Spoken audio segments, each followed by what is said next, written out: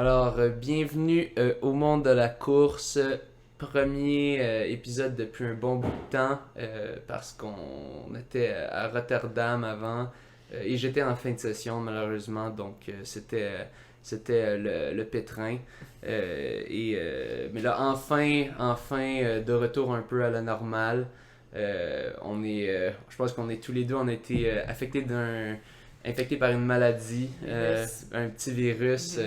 Nos corps étaient affaiblis par ce marathon il nous a fait mal. Il nous a fait pour un de nous deux, ça nous a fait du bien, du moins une bonne victoire, un bon temps. Mais ça fait quand même mal au corps. Oui, toujours. Oui, puis moi ça fait mal au corps et psychologiquement. Mais, bref, et en attendant, juste quand on attendait, il y avait John. John aussi va être présent à ce podcast pour nous. Merci d'être venu aussi, John. Dans le fond, John s'amusait avec mon chat. Il aime beaucoup jouer avec. Là, à cause de ça, mon chat m'a fait une grosse blessure. Donc, on vous montre ça à l'écran. Une belle petite marque d'affection du chat. Donc, je tenais à souligner ça.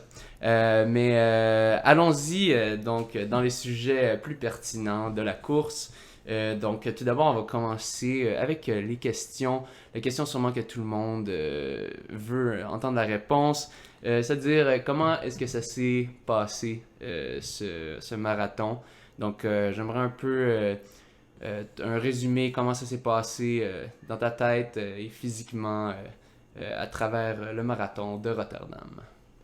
Salut tout le monde.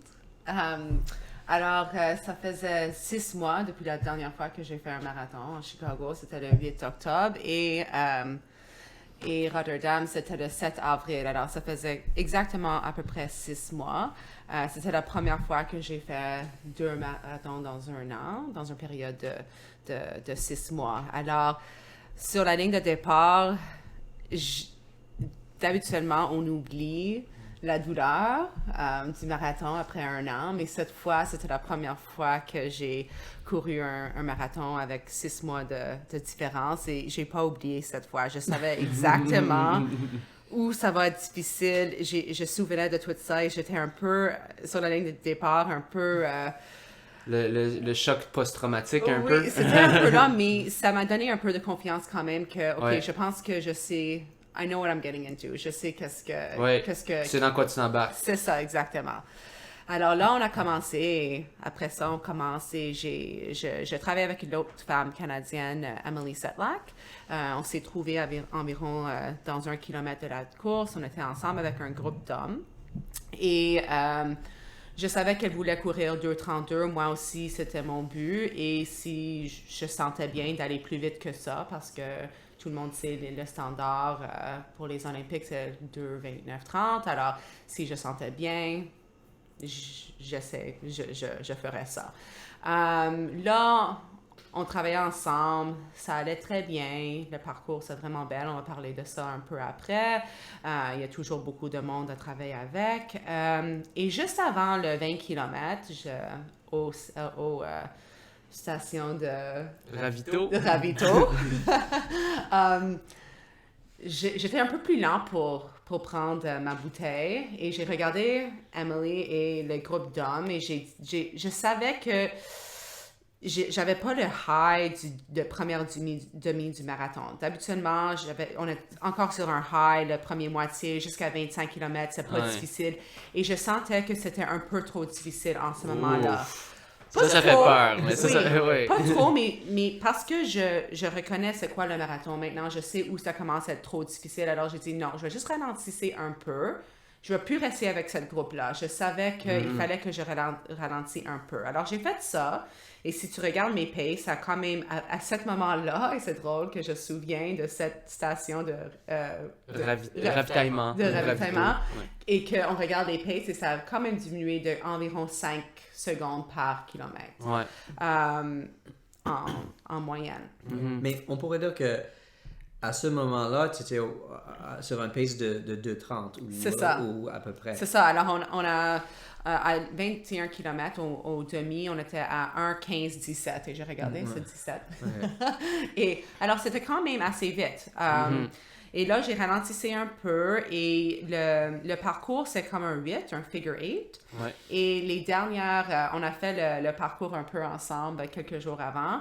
Et le dernier 10 km, c'est un loop. Il y a un lac là aussi. Et c'est du 30 km jusqu'au 40. Et après, il y a un 2,2 km juste pour aller au fini, au arrivé. Et aussi, il y a un parti de cette dernière 10 km qui est un net downhill. Alors, il faut penser que oui, les gens vont être fatigués, mais en même temps, on peut essayer de quand même garder notre pace si c'est un peu downhill. On essaie quand même, c'est pas toujours facile. Alors, je dis, OK, Mel, gardez l'énergie pour cette dernière 10 km pour faire cette dernière loop-là. Et le dernier 10 km, c'est le pire. Ouais, toujours. Alors là, j'ai fait cette décision-là. Et je travaillais avec beaucoup de monde et ça allait bien. Et dans les dernières 10 km, j'étais capable de dépasser deux femmes et c'était l'autre Canadien. Et quand j'ai vu les femmes dans la distance, j'ai dit, OK, go Mel, time to have fun. Time to have fun. Et j'ai fait ça. Et c'était vraiment douloureux. Et ça a commencé à être très difficile à 37 km où le marathon est supposé d'être très difficile. Alors j'ai dit, OK, je pense que j'ai fait la bonne décision en ce moment à 20 km de juste ralentir un peu pour garder un peu pour la fin et pour pas faire un blow-up. J'ai quand même pas eu un blow-up, je pense pas. J'ai ralentissé un peu, mais j'avais encore un contrôle. Ouais, donc un blow-up qui est quand tu exploses en français. Donc que tu... On va parler de ça après. J'ai un excellent exemple de ça. On va attendre un petit peu, mais c'est ça. Un blow-up, c'est quand tu pousses un peu trop puis qu'il t'en reste plus assez à la fin. C'est ça. Ouais. Alors là, éviter dans ton des fois, on peut être un peu déçu. Je voulais un 2,32 pour certaines raisons parce que je voulais vraiment être dans le top 3 en Canada pour vraiment avoir un spot pour aller aux mondiaux. Mais j'étais vraiment fière de le 2,33 parce que j'ai fait une décision dans cette course. Et je pense que j'ai fait la bonne décision.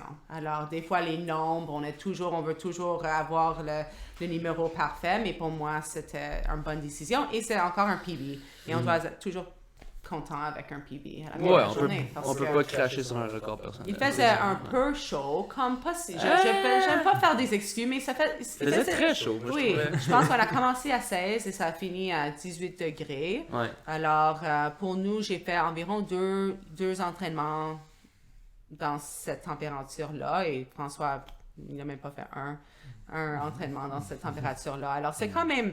C'est un élément qui est quand même difficile qu'il faut travailler avec la journée même. Tu disais, tu regrettais pas ta décision, dans le fond, ta décision quand tu as décidé autour du 20e kilomètre de faire wow, ça va un peu trop vite. Je vais aller on my own, je vais aller à ma vitesse, de les laisser partir. Ouais, c'était trop rough à ce moment-là. J'ai décidé de, OK, je vais juste back off un peu. Ouais. Parce que c'était un peu trop agressif. Et je pense que c'était une bonne décision. Ben, comme tu disais, tu sentais les derniers 5 kilos étaient pénibles, comme c'est censé être pénible dans la fin. Mais j'ai l'impression, je sais pas pourquoi, j'ai l'impression qu'il y a beaucoup de monde qui allait trop vite, comme qui partait vraiment vite. Comme moi-même, je suis parti très vite. Puis j'ai laissé passer devant moi des gars, comme, oui, ils sont quand même un peu plus vite que moi sur papier, mais comme, ils filaient, là. Tu sais. Puis comme on a, mettons, Balestrini, que lui, le bye-bye, puis après ça, lui aussi, il l'a mangé pas pire. Moi, même si je suis resté derrière, je l'ai quand même mangé, mais c'était, je sais pas, trouvais-tu ça que le monde avait l'air comme surexcité, ou c'est quoi selon toi? Je pense pour les personnes As-tu l'impression? Oui, les personnes qui n'ont pas fait beaucoup de marathons, avec les personnes qui n'ont pas eu beaucoup d'expérience avec le marathon. Il y avait 2 femmes qui m'ont dépassé. Les 2 ont couru un a couru 2,29, c'est Roberta, et l'autre, un Mexicain, a couru 2,30. Alors, ils ont commencé... Alors, il y a juste deux femmes qui m'ont dépassé, et moi, j'ai dépassé 2 femmes pendant la course. Alors, je pense que c'était toujours pace. égal, oui. environ, là. Ah ouais. Il y avait une... Toi, tu avais dépassé Emily, puis le japonaise. Oui. Et un Africain qui n'a pas ouais, fini, je pense. ouais. Alors, peut-être 3. Ouais. Mais je pense que le marathon, il y a beaucoup de choses à apprendre. Et c'est pour ça que les personnes qui sont plus matures, éventuellement, sont quand même plus performantes, je pense. Et c'est une des raisons que les personnes dans les quarantaines peuvent continuer à s'améliorer parce que ils ont beaucoup d'expérience. Ils ont fait comme Roberta, c'est sa 11e marathon. Alors, elle sait comment gérer le marathon. Alors, à chaque fois, alors les personnes qui ont commencé trop vite, c'est les personnes qui n'ont pas beaucoup d'expérience, souvent. Puis, tu trouves-tu qu'il y avait l'air d'avoir beaucoup de monde dans cette course-là? Ou comme, vu que toi, t'as pas varié beaucoup dans la course, tu t'es fait dépasser par 2, t'as dépassé 2. Ouais. Tu peux pas trop te fier. Pour Emily, elle avait comme des autres... Elle avait aussi elle voulait courir 2,32. Ouais. Elle a quelqu'un qui peut faire un demi-marathon à 1,13. Alors, c'est quand même un temps qui est possible pour elle. Ça, c'est sa 2e marathon. Je pense que la première, c'était pas elle a pas vraiment entraîné pour le marathon. C'était juste comme pour le fun, je pense que j'ai compris qu'on a discuté ça. Alors, peut-être pour elle, c'est juste un learning experience, une expérience pour apprendre. Alors, elle a commencé un peu vite, mais la prochaine fois, je pense qu'elle va mieux gérer le marathon. Sais-tu c'était son combienième à elle? C'est sa 2e. Son 2e, ouais. ok, ouais. Son 2e, oui. C'est encore... Toi, t'étais à ta combienième? Ça, c'est ma 4e. 4e, ouais. Alors, on apprend à chaque fois. Alors, je pense qu'un bon exemple de ça, c'est John Mason qui a vraiment bien fait, bien géré sa course. Puis lui, je pense qu'il a pu être assez agressif, mais avec son expérience, puis on a regardé ça, puis lui, il a commencé, il a fait un marathon en genre 2,30 quelque chose, puis... Mais je pense que non, il a commencé en 2,25, puis il y avait une qui était comme pas bon, une 30 quelque chose, puis là, revenu 2,24, puis là, après ça, son 2,18, puis là, 2,15. Et ça se voit que lui, on sait que ses temps de 10 kilos, ses temps de route, ses temps de piste sont à peu près les mêmes que toi. C'est sûr que tu l'as déjà battu dans des courses, mais le marathon, lui, il a vraiment l'appris, puis il a pris son temps, puis et le problème avec le marathon, mais ce qui arrive, c'est que tu peux seulement courir un marathon ou 2 par année. Alors, ça prend plusieurs années, ça prend du temps, et c'est décevant quand on a un marathon qui va pas bien, parce que c'est comme, on a l'impression que on vient de comme, to waste... de gaspiller. De gaspiller comme 6 mois ou 1 année de notre temps. Mais en effet, c'est de l'expérience qu'on gagne. Alors, c'est pas mauvais. Mais oui, ça prend du temps. Il faut être patient. Il faut être patient dans la course même, mais il faut aussi être patient dans son parcours de marathonien, parce que c'est pas quelque chose que... C'est pas juste... la forme qui compte, c'est vraiment l'expérience, et comme tu as mentionné avec Roberta, savoir gérer la course et gérer soi-même dans la course. Non, je pense que la performance de la journée, c'était John Mason. Combien 15e homme? Maybe. Ouais. Ça, c'est bon parce qu'il y avait plus d'hommes élites que femmes, je pense. Alors, son performance, c'était vraiment impressionnant. Puis c'est ça, il s'est rentré un 2,15 qui est très rapide. C'était à 1 minute du record québécois. Puis ça, lui, avait fait son ancien record personnel, c'était 2,18 de Rotterdam de l'année précédente. Donc, arracher un 3 minutes au marathon quand t'as déjà des très bons temps, c'est beaucoup. C'est sûr, au début, c'est facile, t'enlèves des 5-10 minutes, mais là, quand t'es rendu à ce niveau-là, puis comme toi, tu le vois, t'as enlevé 1 minute, puis t'es quand même contente de ça. Et je sentais vraiment en forme avant. J'ai pensé que j'étais plus en forme, mais... Mais la température, tu essaies d'être... moi, je trouve que tu essaies de pas être chialeuse, mais comme c'est... En tout cas, peut-être moi, je suis un chialeux, mais je trouve que la température était pas super. Alain Bordelot supporte mes dires. C'était très chaud. Donc, on a le détenteur du record de marathon québécois qui dit que c'était chaud. Donc, Il était présent. ouais. Oui, il était là. C'était cool. Il est venu nous voir pour souper après. Ah ouais. Non, c'était le fun. Je devrais le recevoir dans une couple d'épisodes. Donc, on attend une affaire d'un article de journal, mais en tout cas, puis matcher ça. Mais bref, j'ai bien hâte de le recevoir. Mais oui, je voulais, comme moi, j'avais comme ma théorie sur... Parce que moi, j'ai constaté, en tout cas, du côté des gars, j'avais vraiment l'impression qu'il y en avait beaucoup qui allaient très vite. Parce que, comme au départ, comme, je sais pas, j'en ai vu plein parti à toute vitesse. Puis là, des fois, j'en ai rattrapé une bonne coupe jusqu'à temps que là, ça soit moi qui explose. Ouais. Mais ma théorie derrière ça, c'est que c'est le plus gros avantage de Rotterdam. Ben non, pas le plus gros, mais un des plus gros avantages de Rotterdam, c'est la foule qu'il y a. Il y a du monde tout le long du parcours. C'est un peu comme Boston. J'ai jamais fait Boston, mais j'ai entendu dire qu'il y a du monde tout le long du parcours. Fait que ça te booste. T'as du monde qui crie ouais, puis là, tu te sens énergisé. Mais j'ai Je pense aussi l'impression. que c'est vraiment narrow. Ouais, très Comme étroit. les routes sont plus étroites, Ouais. alors Donc, tu même vois s'il y a la moins de foule. personnes, Ouais, il y a toujours quelqu'un de proche. tu la sens. Mais vraiment, c'est comme. C'est quelque chose d'autre. Eux autres, ils ont comme une affaire, je pense, 1 million de monde qui sortent dans les rues juste pour encourager le monde. Tu compares à Montréal. Montréal, on a quand même beaucoup de monde qui sortent, puis on n'est même pas proche d'eux, alors qu'eux sont une beaucoup plus petite ville que Montréal. Donc, eux c'est comme. C'est le gros événement, puis le monde sort, puis là, tu te sens boosté. Le départ, juste pour donner une idée aux gens, c'est quand même assez épique. Ils ont une espèce de grosse musique. T'es sur la ligne de départ, là, il y a une grosse musique qui joue. T'as le maire qui est comme en train de crier des affaires en néerlandais. Non, Hollandais. Hollandais. Ouais, en tout cas. Le langage qu'ils parlent aux Pays-Bas, Dutch. Et là, après ça, t'as comme une grosse musique qui fait boum, boum, boum. Puis là, t'as comme un silence. Puis là, bam, un coup de canon, un vrai coup de canon. Puis là, c'est le seul départ. Puis là, tout le monde part. Puis là, t'as de la musique le long du parcours. Puis t'as toujours de la foule. Fait que j'ai l'impression, oui, tu veux de ça pour te motiver dans le marathon, pour te pump up. Mais en même temps, j'ai l'impression que d'avoir de la foule tout le long, je le sentais pas que je poussais au début. Mais j'ai passé mon 10 kilos en 32 minutes.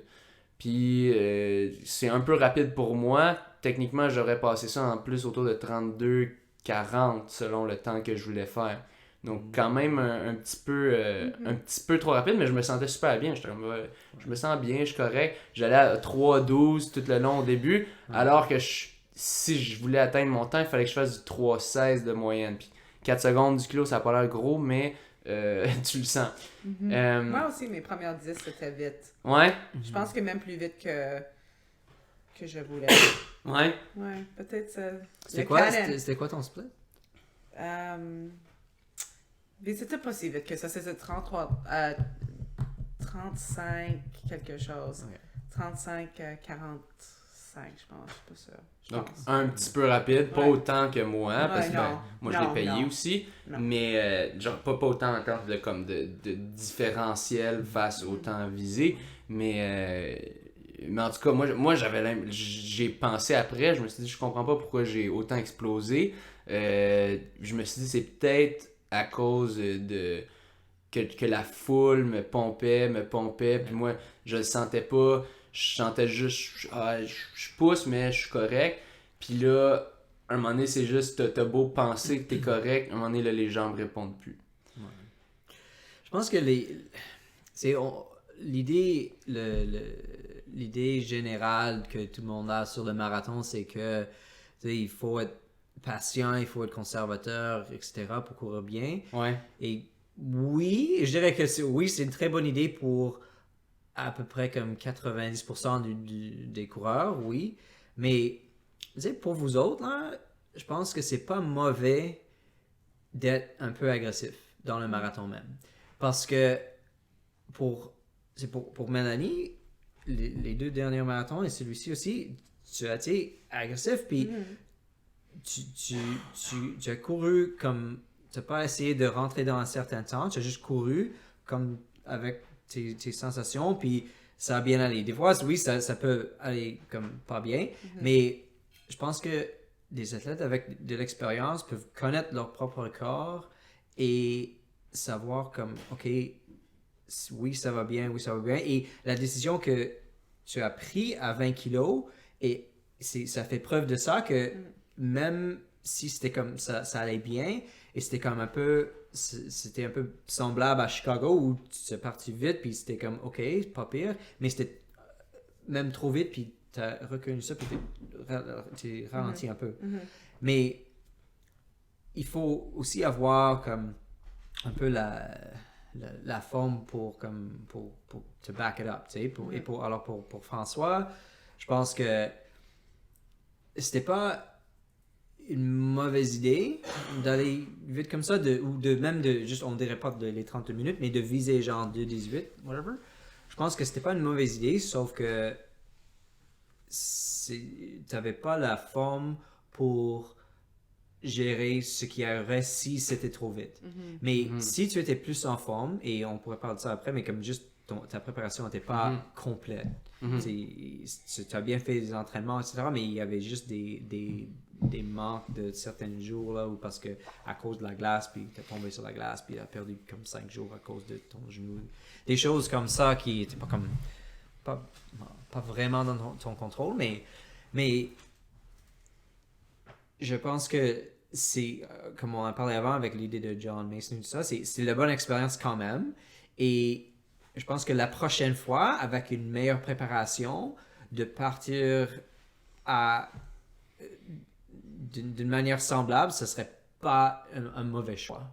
Parce que il faut essayer, il faut s'essayer pour savoir qu'est-ce qu'on a. Et quand on n'a pas beaucoup d'opportunités, comme dans le marathon, on a 1 ou 2 par année, on peut penser qu'il faut être plus conservateur, mais là, c'est pour toi, comme ça donne rien de courir comme de 21, de 22 à chaque fois. À certains moments, il faut courir de 18, puis il faut courir de 14 éventuellement. Ben, c'est ça. Moi, je me disais, ça va me donner quoi, tu sais, de faire un 2,22, 2,21. Moi, je veux... Et même chose pour Mel, comme de courir un autre 2,34, OK, mais c'est pas mauvais, là, au moins. Et pour toi, la différence, c'est que toi, tu avais la forme de t'essayer d'aller pour un 2,30, 2,31. Et si ça marchait pas, tu avais la forme au moins de ne pas comme de pas casser complètement. Ouais. Alors tu as réussi à avoir un PB, mais je suis sûr et certain que dans un prochain marathon, peut-être pas la prochaine, parce qu'on pourrait peut-être parler de ça, mais dans la prochaine fois que tu as la chance de courir dans une grande course qui peut aller vite, si tu passes dans le demi en une 15 bas, tu vas finir en une 15 bas aussi. C'est sûr, parce que la forme est là et des fois, on n'a pas tous les pièces comme ensemble, mais c'était proche. C'était pas tout à fait. Ouais. Presque là. Mais on ne doit pas toujours courir safe. Oui, c'est ça. Comme l'entraîneur de l'équipe de Columbus Blue Jackets qui vient de battre, on va parler de hockey. Oh, de hockey, c'est OK. Parce qu'on a un gars, on a changé le thread dans notre application de communication de club. Il y a comme un thread de jazzage, de random, mais on a changé ça à hockey pour les séries. Mais en effet, le coach de Columbus, John Tortorella, dit que safe is death. Et je pense que c'est vrai. Ah, c'est rendu John Tortorella? Oui, c'est John Tortorella. Mais lui, c'est un fou un peu. Là, oui, un peu. Et en plus, il s'entend pas trop bien avec ses athlètes, lui. Oui, mais il est aussi l'ancien entraîneur des Lightning qui a battu et l'entraîneur des Lightning quand ils ont gagné la Coupe. Et des Rangers. Et Rangers, puis Vancouver. Anyway, safe is death. Et je pense que c'est vrai. Mais... C'est peut-être vrai. On dit, you don't have to play hockey to know that. Mais comme j'avais commencé ça avec cette idée, c'est pas nécessairement la meilleure conseil pour quelqu'un qui fait comme son premier marathon, etc. Mais si on est dans la position d'être athlète élite et on veut vraiment comme pousser l'enveloppe là, de savoir qu'est-ce qu'on a vraiment dans notre corps, de courir le plus vite qu'on peut être, il faut cesser. Ouais, même pour n'importe qui, tu sais que tant que c'est pas ton premier, deuxième ou troisième, puis que si ton objectif c'est de finir, ben, ok, fais pas, don't go by that, man. Oui, mais c'est ça. Et éventuellement, oui, il faut avoir une situation où tu dis comme, ok, I'm going for it. Okay? C'est ça, je vais le tout pour le tout, puis c'est ça, c'est ça, puis c'est très épeurant quand tu fais ça pour un marathon, parce que surtout quand tu sais qu'est-ce qui peut t'arriver. Oui, et aussi il faut faire ça avec un certain calcul aussi. Il faut savoir faut savoir c'est quoi la balance. Oui, je veux pas dire les limites parce que j'aime pas mettre les limites, mais il faut savoir un peu le range ou de performance qui est possible et essayer d'avoir comme le plus haut dans ce range-là. Ouais. Je voudrais revenir, un moment donné tu disais, t'as pas souvent l'occasion de faire des marathons rapides. Dans le fond, revenir un petit peu sur moi là, dans le fond, parce qu'on dit, ben là, qu'est-ce que tu veux dire par un marathon rapide? Y a-t-il des marathons pas rapides? Donc, c'est un peu une question que je me suis fait poser souvent, donc je voulais juste y répondre. Il y en a probablement plusieurs qui savent déjà la réponse, mais pourquoi est-ce qu'on s'est déplacé? Est-ce qu'on a payé les billets d'avion? Toi, tu t'es fait avoir en plus parce que t'étais avec Wow Air. Donc, petite histoire drôle. Pour aller, elle s'en allait à Amsterdam, puis après ça, prendre un train. Et elle était avec Wow Air. Et Wow Air a fait faillite une semaine avant son départ. Donc, elle a dû s'acheter des beaux billets à 1300$ à la place. J'ai eu un remboursement de Wow Air, mais quand même. De Wow Air? Oui. Tu m'avais dit ta carte? Non, ma carte de crédit. Ouais, de ta carte de crédit. Wow Air, ils remboursent pas. Wow Air, ils s'en mettent plein les poches puis ils s'en vont. J'ai même pas eu un courriel. Ah ouais, non, Wow Moi, Air, j'écoutais CBC Radio. Quand je rentrais pour travailler, j'ai entendu ça. J'ai dit, oh my God. J'ai appelé mon mari en pleurant. J'ai dit, qu'est-ce que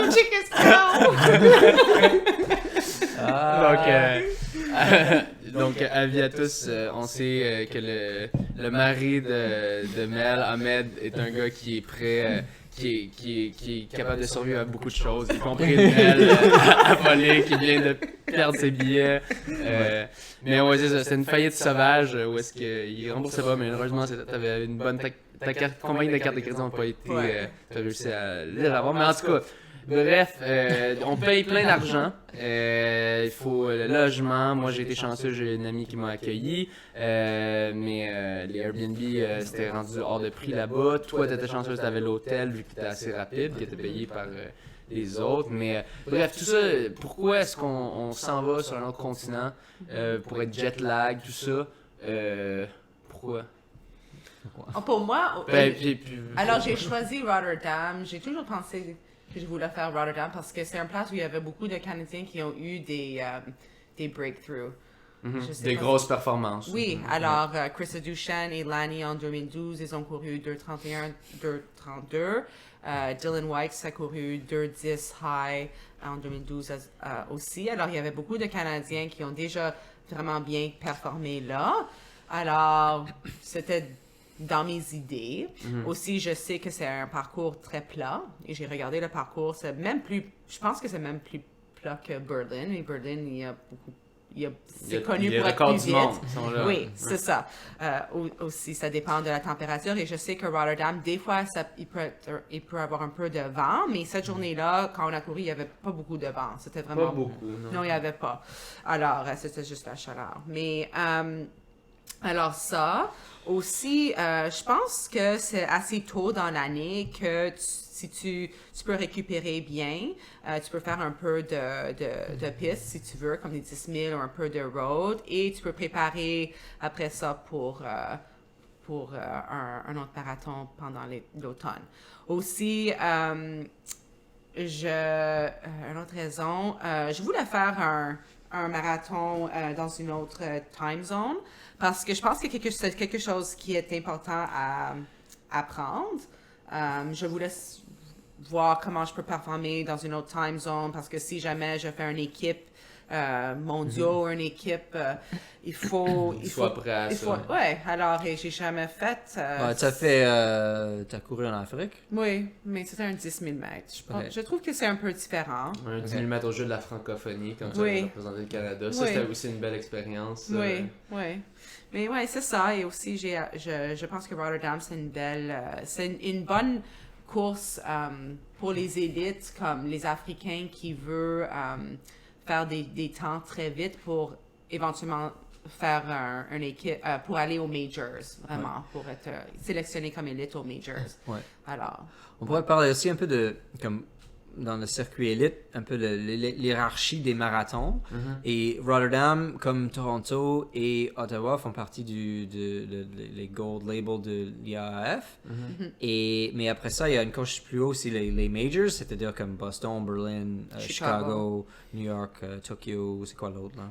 Ça, c'est 5. On a dit Tokyo. Ouais, Tokyo. New York. Ouais, Boston, Chicago. Ouais, Boston, j'ai pas dit Boston, mais Boston, oui. Ça, c'est 6. Il y a un autre, mais je sais pas. C'est lequel? Berlin. Non, j'ai dit Berlin. Berlin, New York, Chicago, Boston, Tokyo. Puis quoi d'autre? Non, j'ai oublié un autre. Paris? Non. Londres. There we go. En Europe. Voilà. Londres. Anyway, les majeurs, là. Alors... Je pense que Londres, c'est plus difficile à avoir. Oui, et Berlin élite. aussi. Comme, je vais donner un exemple. Comme, alors, le gars, Mark, qui était le coordinateur élite là, de Rotterdam, très gentil, très bon gars. Et après la course, je lui ai demandé, penses-tu que Mélanie pourrait avoir une inscription à Berlin? Il m'a dit non. Non, s'il était européenne, peut-être que oui, mais comme canadienne, non. Et c'est à ce niveau-là, vraiment. Là. Puis toi, tu as eu, comme, on pourrait parler de ça, comme Chicago, on a eu un peu parce que là, les coordinatrices élites de Chicago sont amies avec les personnes qui font le Toronto Waterfront. Et elles étaient là, puis je les ai rencontrées, puis on a parlé un peu, puis je dis, OK, j'ai cette coureuse Mélanie qui veut comme essayer de faire un bon temps, puis toi, tu as couru ton 2:39 comme ce jour-là, puis alors, elles étaient comme... Je sais pas si elles étaient impressionnées, mais tu as fait preuve que, OK, on peut te donner une chance.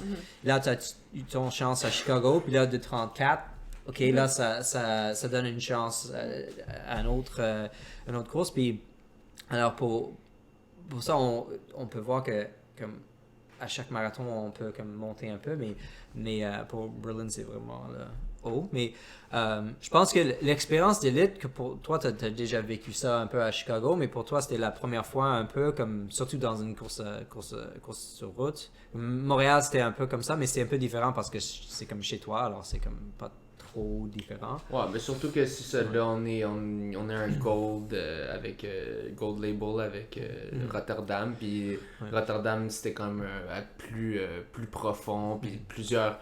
Puis un peu plus gros, là, si on On avait Ouais. un cadre. Le cas. Ouais. Mais c'est ça, alors je voulais parler de ça aussi. La situation, c'est que comme. Et des fois, c'est pas nécessairement meilleur d'être dans l'élite parce que là, alors le cours c'était à 10h, mais là, à 8h le matin, il faut être dans le bus pour partir. Alors on prenait le bus pour aller à une autre place qui était juste à côté du départ, puis c'était bien. On avait une salle pour se reposer, on avait du café, puis un peu à manger, puis des toilettes, puis tout ça. Puis ça... C'est moins de stress. Si tu Ouais, peux être c'est- traité comme une élite, Ouais. c'est Et toujours moins de stress. Ouais. Alors, c'est T'as une pas- opportunité, it's an opportunity de...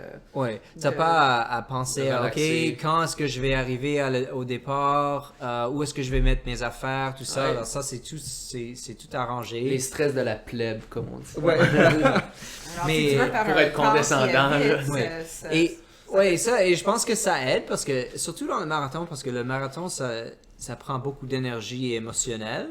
Et si on est stressé avant, on sait que le stress émotionnel et intellectuel, tout ça, ça compte. fatigue. Ça fatigue. Ouais. Alors, si... La fatigue mentale. Oui, alors si on n'a pas besoin de penser à tout ça, ça donne de l'énergie plus tard dans la course. Alors, je pense que c'est... J'étais si stressée que j'ai presque oublié de sortir pour faire notre échauffement. C'est John qui a dit Mel et j'ai dit ah oui, je dois faire un échauffement.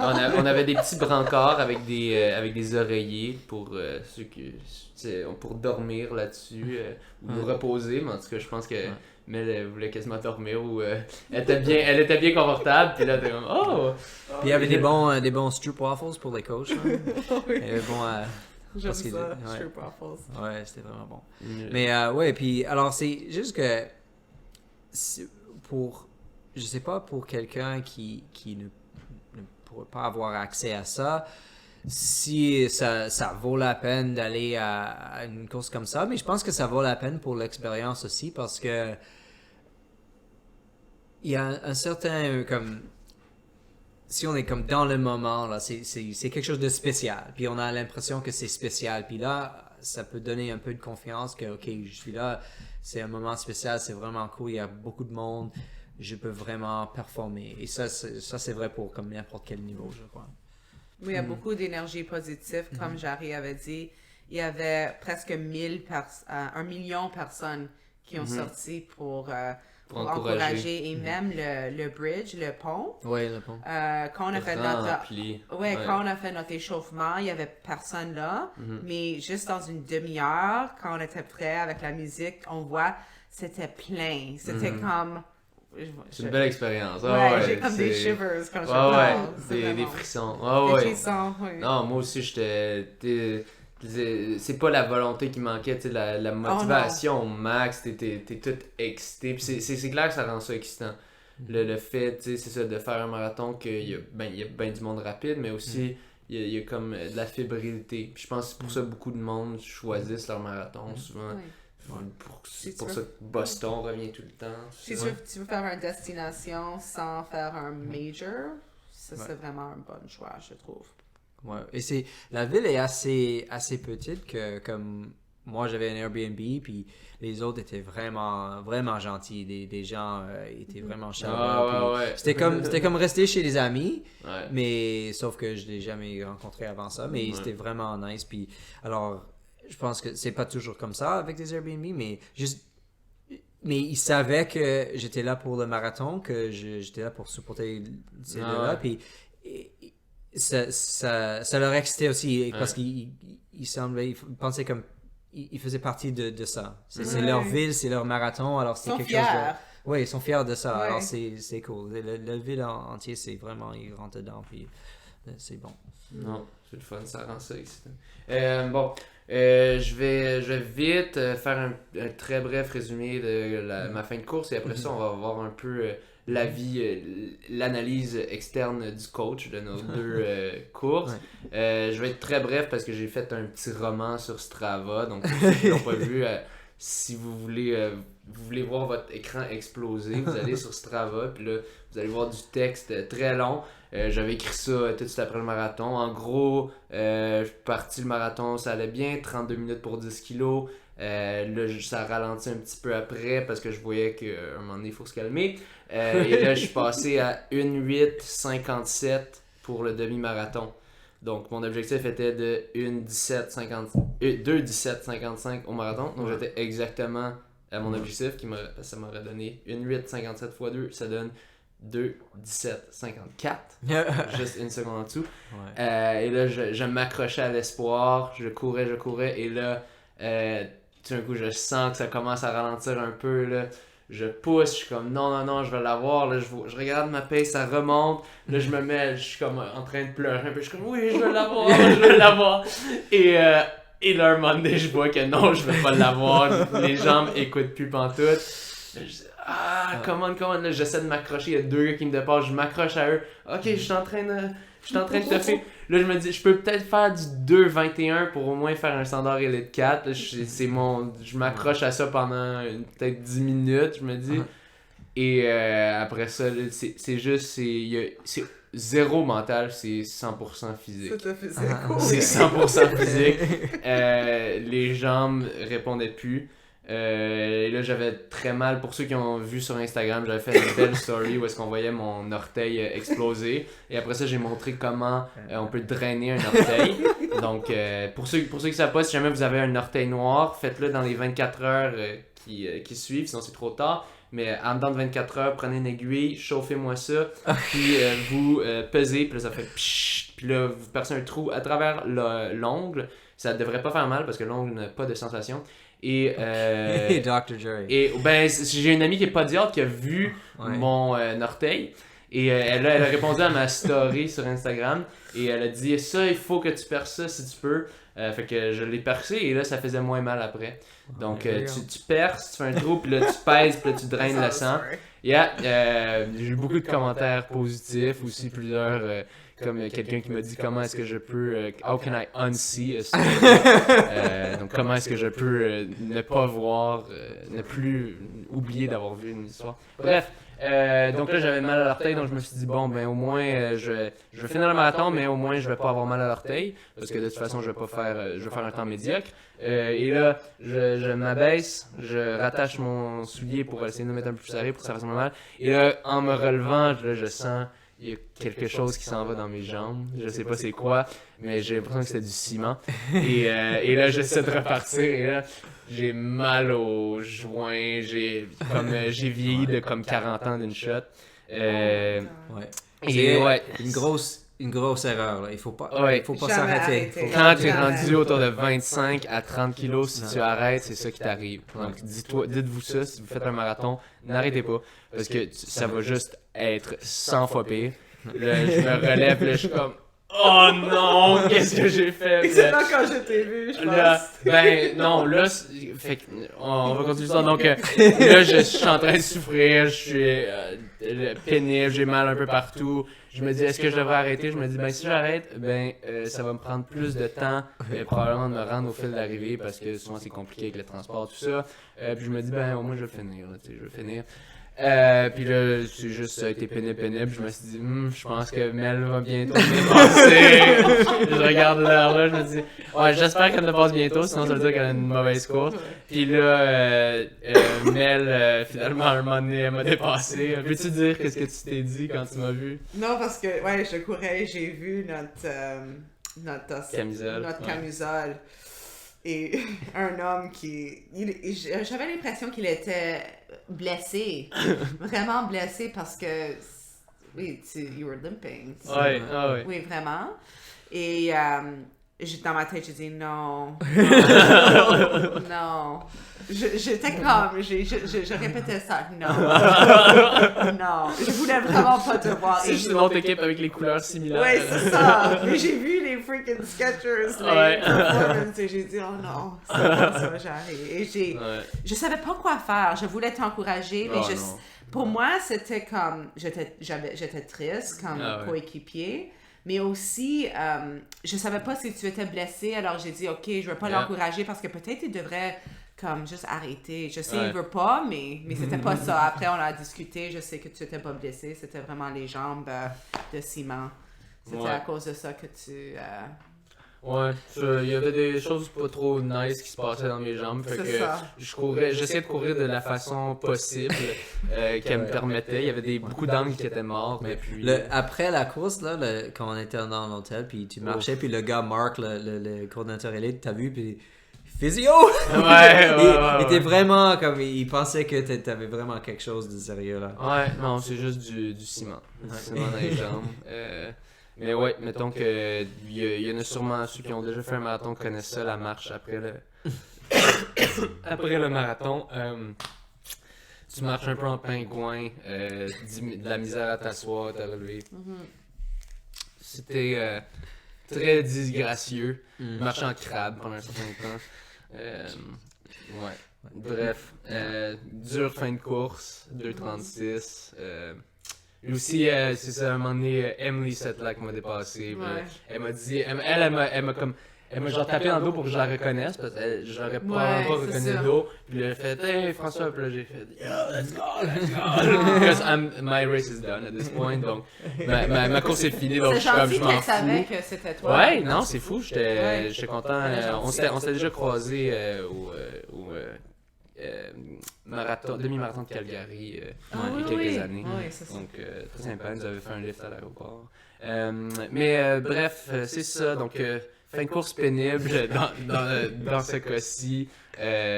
C'est autour du 32e kilo, explosion totale, mais je la voyais venir dès le 27-28e probablement. Ouais. Donc, peut-être une analyse externe du coach. Ouais. Bon, je pense que j'ai déjà mentionné quelques points, surtout sur le pacing au début. Mais, ouais, je sais pas. Comme pour toi, ouais, il faut s'essayer. Je pense que c'était pas la façon dont tu as couru la course même. C'était juste vraiment que la préparation n'était pas là. Puis, je pense que c'est plus comme, OK, c'est dans le passé, on peut rien changer, mais dans le futur, il faudra penser à, premièrement, le choix de marathon. Est-ce que c'est une bonne idée de choisir un marathon en printemps si tu n'as pas les moyens ou le temps de te déplacer en camp d'entraînement quelque part de plus chaud? Parce que je pense que, on pourra parler de ça après, mais je pense que ça a vraiment fait du bien. Puis c'est juste, en plus, l'hiver ici, c'était vraiment... Cette année. Ouais, c'était vraiment mauvais. Moi, comme entraîneur, je suis assez dur comme... D'habitude, on sort à n'importe quelle Ouais, position. on sort, puis moi, j'annule jamais l'entraînement. C'est sûr qu'on peut changer ça, mais... puis la dernière fois que j'étais sur le podcast, on parlait de ça comme vraiment penser à comme, tu sais, fais des entraînements à l'effort, alors si c'est froid, c'est pas grave, mais là, il y avait des situations où c'était, je dirais pas comme dangereux, mais ça valait pas la peine d'aller dehors et essayer de courir vite parce que c'était trop froid ou il y avait trop de glace, C'est pas possible Non. d'avoir l'effort que tu voulais. Non, vraiment. c'est ça. Et à un certain moment, quand on a un hiver comme ça, des fois, on sort quand même, mais il faut se forcer, puis il faut essayer. Puis il y avait quelques moments là où toi, tu es tombé sur la glace ou je sais pas quoi, et ça a causé de perdre quelques jours d'entraînement. Et c'est pas grave de pas s'entraîner un jour, de changer d'entraînement, mais des fois qu'on perd comme 2, 3, 4, 5 jours de suite, et on a des douleurs, puis c'est l'accumulation. Alors il faut vraiment avoir une situation de préparation où on peut accumuler le volume d'entraînement qui est nécessaire. Ouais, puis j'ai l'impression que ça pardonne. Le marathon, c'est la distance qui pardonne pas. Un demi, Ouais. you C'est can sûr. pull it off. Ah oui, c'est sûr. C'est sûr que si c'était un 10 kg ou un demi, ton shape était là, comme courir 32 pour 10 kilos et se sentir facile, c'est sûr que tu es en bon shape là. C'est sûr que je vais pas quelqu'un pour faire des prédictions là, mais c'est sûr que tu pourrais faire en bas de 37 cet été si les conditions sont bonnes. C'est sûr que la forme est là, mais pour le marathon, c'est ça, il y a pas de l'endurance. Non, c'est Ouais, ça, c'est un événement d'endurance. Alors, Ouais. c'est sûr, si c'était pas là, ouais.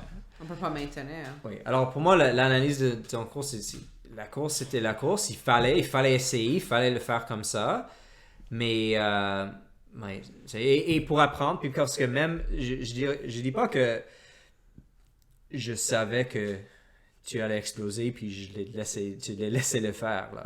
C'est plus qu'il faut essayer, puis on va voir, puis peut-être que ça pourrait être bon, mais au moins, tu as eu cette expérience-là aussi, et tu as eu l'expérience de courir ton demi-marathon au pace comme exact que tu veux pour la prochaine fois. Alors, tu connais un peu comment ça va se sentir.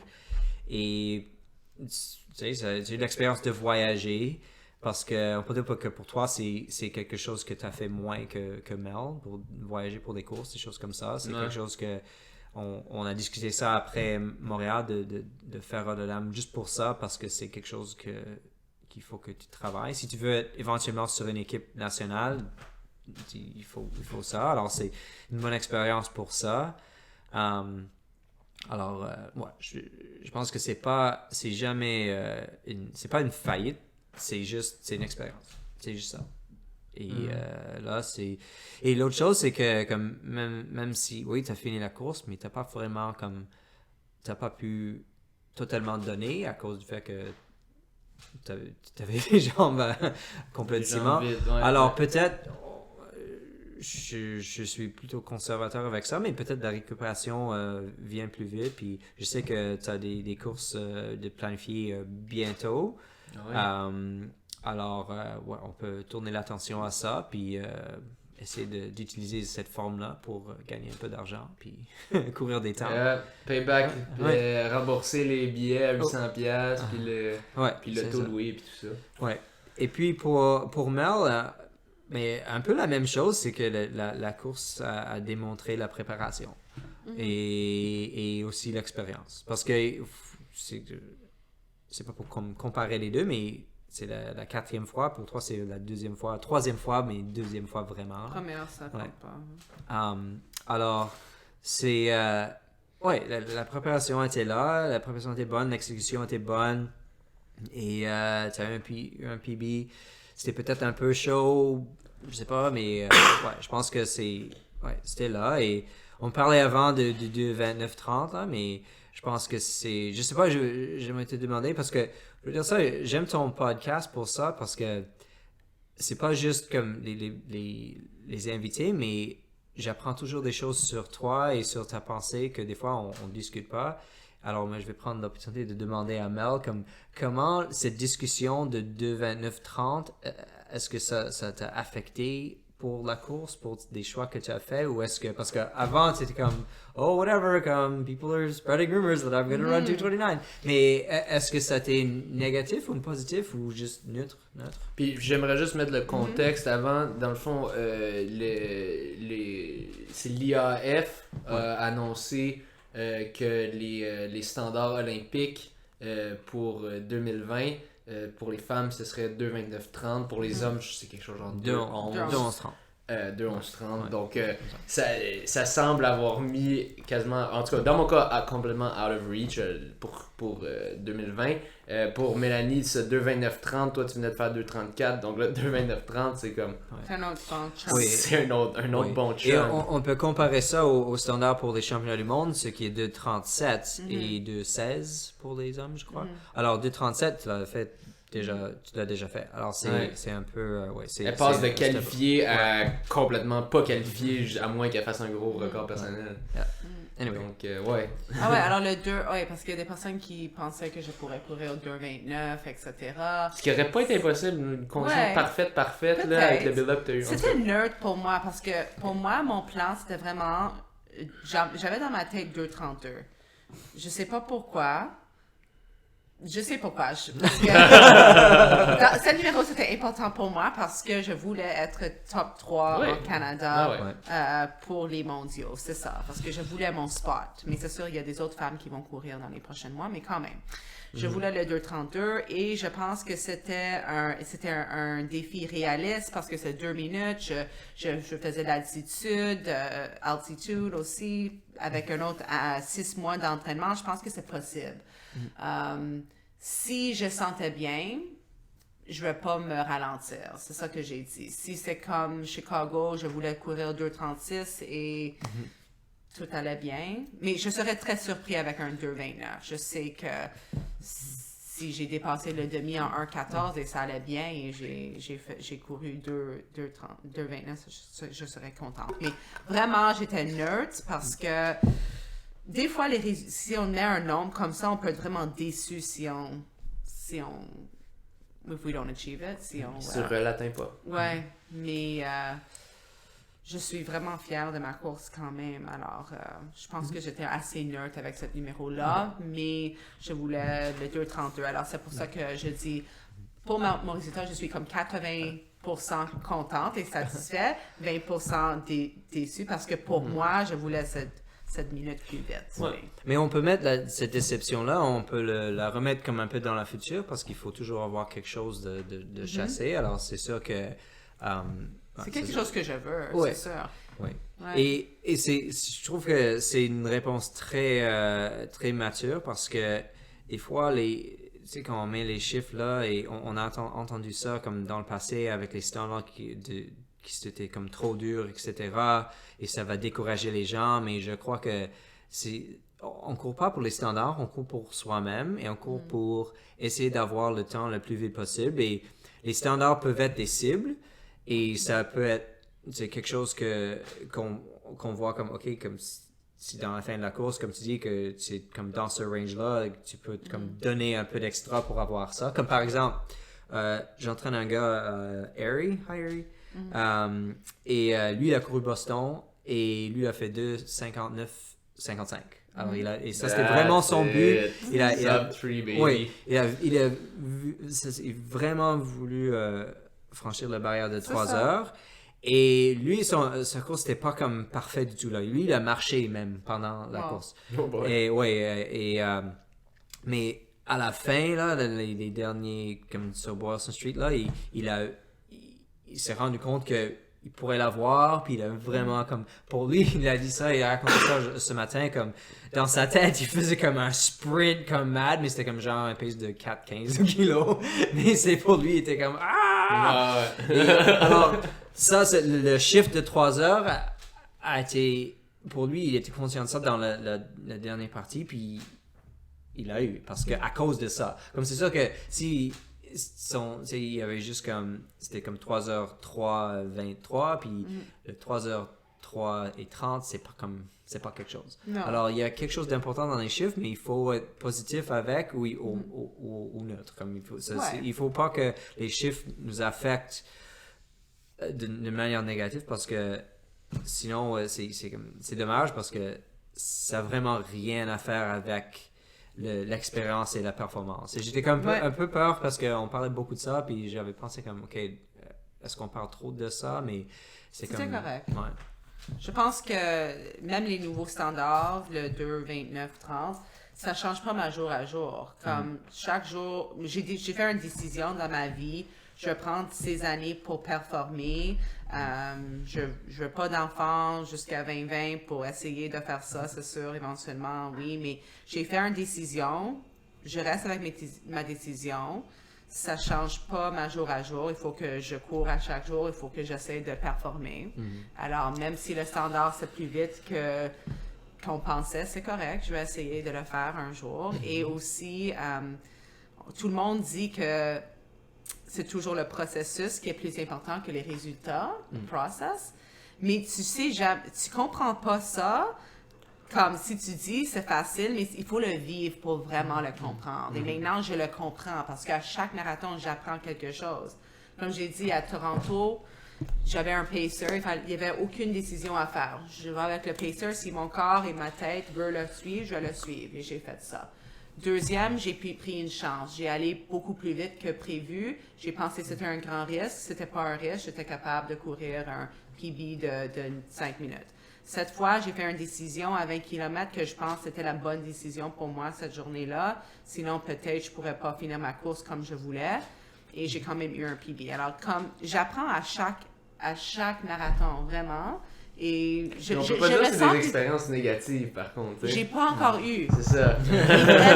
C'est quand même... Mais j'étais vraiment toujours bien préparée, OK? Ouais. Mais aussi, oui, je me sens que je suis encore comme un beginner au marathon. Je sens pas que encore je suis une débutante. Ouais, je suis pas un... Avec un marathon de 2:33. Mais je pense que j'ai beaucoup à apprendre. J'aimerais faire un negative split. J'aimerais pas avoir un positive split de 3 minutes. Il y a des choses à apprendre, à faire. Il y a du travail à faire. Et c'est fun. C'est comme le processus que j'aime. Oui, les résultats sont là et je veux les résultats, mais c'est vraiment le processus que j'aime le plus, c'est apprendre. Le mindset du sage. Il y a toujours de quoi apprendre. C'est ça, non, mais vraiment, ça c'est la vie, hein. Ça c'est la vie. Life without learning, what are you? Okay. Bon, Dead in your soul. Je pense qu'on peut arrêter là. C'est un peu intense maintenant. Mais non, on a encore quelques sujets à aborder. Excusez-moi, là, mais il faut que je rentre là-dedans. Je voulais un peu comparer. On a eu, disons, des trajectoires opposées dans ce dernier marathon. Donc, j'essayais d'analyser c'était quoi les facteurs potentiels. Et donc, il y a deux choses qui me sont venues en tête. De un, il y a l'expérience quand même, le fait que tu as un peu plus d'expérience en termes de marathon rapide. Moi, j'étais à 1 marathon rapide. J'ai fait 2 marathons dans le passé il y a très longtemps, mais ça, je les compte pas. Tandis que toi, tu avais déjà 2 dans le corps, fait que quand même un peu plus expérimenté. Mais surtout, le facteur principal, selon moi, était l'entraînement. t'as passé combien de mois déjà en Arizona pendant 4 semaines. 4 semaines, donc un bon 4 semaines, c'est dans le mois de février, c'est bien ça? Oui, le 15 jusqu'au 17 mars, oui. Du 15 février au 17 mars. Donc, pas mal autour du bout que c'était vraiment le pétrin à Montréal. Ah oui. Je suis vraiment... Toi, t'étais en Arizona, il faisait combien, genre? Il faisait quand même froid. J'ai juste couru en short 2 fois. Il faisait comme mais 0 vraiment, la degré. surface, c'était beau. Okay, alors, on avait beaucoup de neige. Il y avait une semaine où on avait environ 30 cm de neige. Mais le chose qui est vraiment fun avec Flagstaff, c'est que tu peux conduire juste comme 40-50 minutes sud et ça va être beaucoup plus beau. Toute la neige est partie et c'est la pluie. Alors, c'est beau quand même. Puis, c'est ça, je veux donner une idée de la j'avais différence, vraiment fait une bonne décision de faire ça. Ouais. Puis c'est quand même, c'est des investissements, comme c'est des sacrifices. Comme quand tu y penses, t'es une nurse practitioner, donc une super infirmière. C'est le terme français. Infirmière praticienne. Parce que toutes les infirmières sont super. Oh! Vraiment, là. Message à nos infirmières. Toutes les infirmières sont super. Donc, oui, une infirmière praticienne. Mais c'est ça, techniquement, quand tu pars, tu te dis, bon, bye bye, je m'en vais pendant 4 semaines. Je planifie ça vraiment et c'est pour ça que j'ai planifié ça avec les autres médecins et les autres infirmières praticiennes que je travaille avec. Parce qu'il faut que je fasse mon horaire des mois en avance. Alors, j'ai fait ça comme... J'ai dit, cette décision s'était faite en novembre, peut-être juste après Chicago, j'ai fait la décision que je vais partir. Alors, quand j'étais un peu blessée, j'avais pris 7 mois de vacances. Alors, j'ai dit, qu'est-ce que je vais faire? Je ne veux pas aller en Flagstaff si je suis blessée parce que j'avais mon Achille qui était un peu gonflé, mais ça... Quand même, j'étais capable de faire tout le travail que je voulais faire à Flagstaff, alors c'était correct. Mais au début, j'étais un peu, peur que je vais aller à Flagstaff pour rien parce que... Mais c'est toujours ça la crainte de toute personne, selon moi. C'est que tu te dis, je vais investir plein d'affaires, est-ce que ça va me payer rien? C'était ma crainte, tu sais, en allant à Rotterdam ou quand je m'en vais. Parce qu'on n'est pas professionnel, c'est des grandes décisions à faire. Tu sais, quand ça sort de ta poche, tu sais, toi, techniquement, c'est ça, tu payais de ta poche. J'avais le support parce que Boutique Endurance a payé mon vol pour Flagstaff et ils ont fait un soirée où tout le monde a payé $20. Alors, cette soirée a payé quand même beaucoup du camp parce que je reste à une place avec des autres athlètes, c'est vraiment pas cher. La chose qui est le plus cher, là, c'est l'auto pour un mois. Là. Ouais. Mais le reste, c'est pas si cher que ça. Mais c'est une perte de salaire. Puis, beaucoup de monde sont pas prêts à faire ça. Et aussi, c'est un mois que je pourrais prendre pour faire des autres choses aussi. J'ai décidé de faire ça. Il y a du monde qui prennent des vacances, du monde normal, tu sais, qui vont aller à des destinations pour aller sur la plage, avoir du plaisir. Oui, c'est pas un vacances, c'est un camp d'entraînement. Mais... Toi, tu décides d'aller souffrir. C'est ça. Mais tu vas à une place qui va te permettre de bien souffrir, non de souffrir parce que tu glisses sur de la glace et tu pètes le genou. Non, c'était vraiment... Il y avait l'élément d'altitude qui est toujours difficile, mais la dernière semaine, j'étais capable de... Je sentais que j'étais plus en contrôle avec mes entraînements parce qu'avant ça, c'était difficile. C'est ça. Puis t'en as rentré des entraînements solides. Je vais donner un exemple d'un des gros on est assez impressionnés. On avait un entraînement, une soirée, c'était pour le groupe, c'était 2 à 4 fois 8 minutes à effort de 15 kilos. Cruise qui est 15 kilos, avec 2 minutes de repos. Donc 2 à 4, la majorité du monde en faisait 3-4. Moi, sur mon plan, techniquement, j'en avais 6 à 7, je pense. J'en ai fait 6. J'étais le seul de la gang qui en a fait 6. Tout le monde était comme « Wow, what a boss! » Moi, je suis comme « Ouais, I'm the big boss here. Look at me. » Puis après ça, on regarde sur Strava. Et elle en a fait 8. What the... On est comme « What is going on? » Fait que, c'est ça, elle rentrait des sacrés entraînements en Arizona. Et je Mais pense j'avais pas... juste ça à faire. Et ça, c'est quelque chose à Oui. penser aussi. C'est sûr, je travaille fort, c'était pas fun pendant que je faisais ça. Le reste de la journée, j'étais capable de récupérer. Et c'est pour ça qu'on fait des camps d'entraînement. C'est pour donner la chance de juste focuser sur ça. Et après, on peut récupérer. Et toute notre énergie va à ça. Alors, c'est pour ça que j'ai fait vite, parce que j'ai dit, wow, je suis ici pour ça. Ouais. C'est sûr, je ne vais pas à la maison pour travailler après. Yeah. Alors, Puis je trouvais ça intéressant quand tu nous racontais quand on était à Park City l'année passée, tu disais un des avantages que tu trouvais justement quand tu étais en Arizona l'année précédente, c'est qu'il n'y a rien à faire. Mais justement, tu peux pas faire le touriste, puis fait que tout ce que tu as à faire, ben, tu te reposes.